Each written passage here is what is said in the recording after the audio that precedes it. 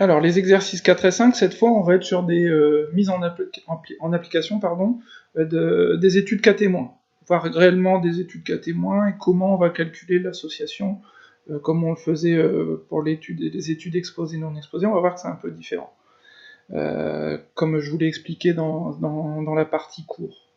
Donc là, l'exercice qu'on a, c'est étudier la relation entre consommation de tabac et d'alcool. Donc on a deux facteurs, consommation de tabac et consommation d'alcool.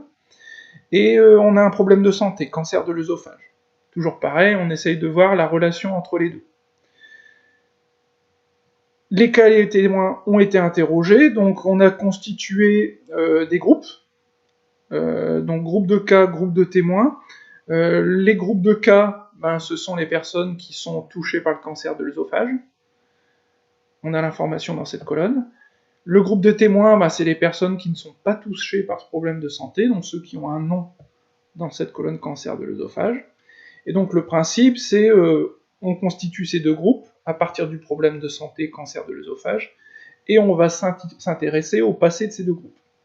Et donc là, on nous dit, la question qu'on leur posait, c'est concernant leur consommation actuelle et passée d'alcool et de tabac. Et donc, on a pour ça une colonne consommation excessive d'alcool.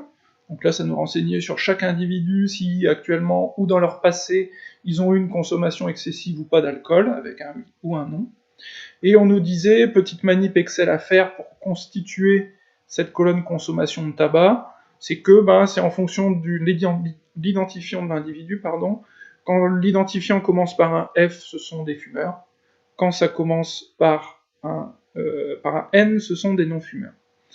Et donc le principe, c'était tout simplement de créer une nouvelle colonne consommation tabac, et dedans, on va aller extraire le caractère qui est à gauche de l'identifiant. Et donc on va obtenir une colonne avec des F et avec plus bas des N. Voilà.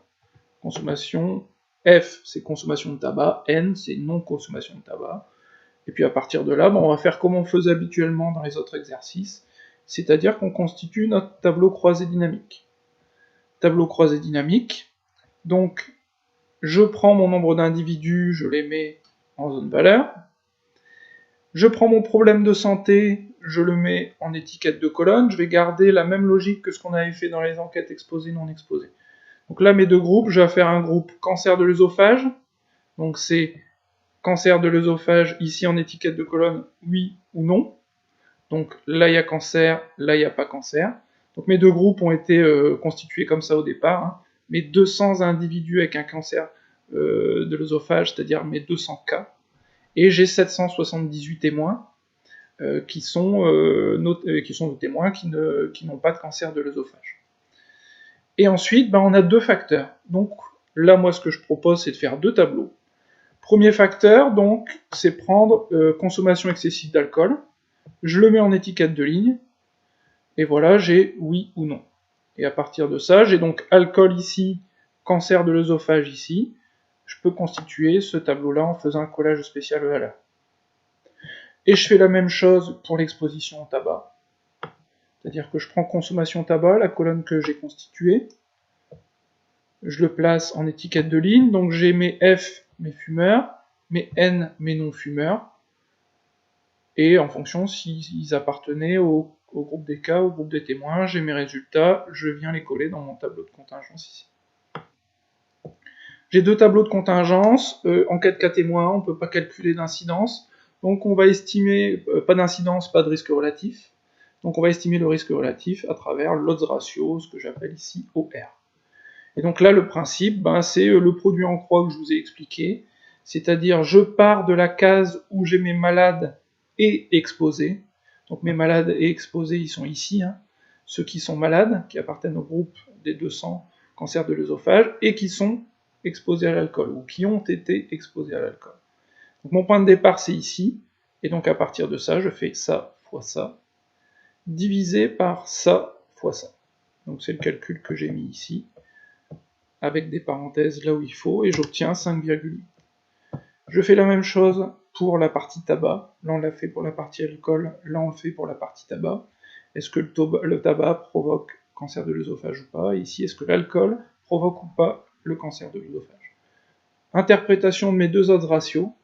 Lorsque j'ai une consommation excessive d'alcool, ou que j'ai eu une consommation excessive d'alcool, j'ai presque 6 fois plus de risque d'avoir un cancer de l'œsophage par rapport à ceux qui n'ont pas eu une consommation excessive d'alcool. Pour le tabac, j'ai un odds ratio de 2, ça veut dire, il est un peu inférieur, ça veut dire que quand je consomme du tabac, j'ai 2 fois plus de risque d'avoir un cancer de l'œsophage que quand je n'en consomme pas.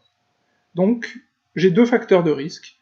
Alcool et tabac, les deux autres ratios sont assez nettement supérieurs à 1, donc ce sont deux facteurs de risque pour le cancer de l'œsophage. Le facteur de risque alcool est bien plus marqué que le cancer de risque tabac, puisqu'on a un odds ratio de 6 pour l'alcool et un de 2 pour le tabac.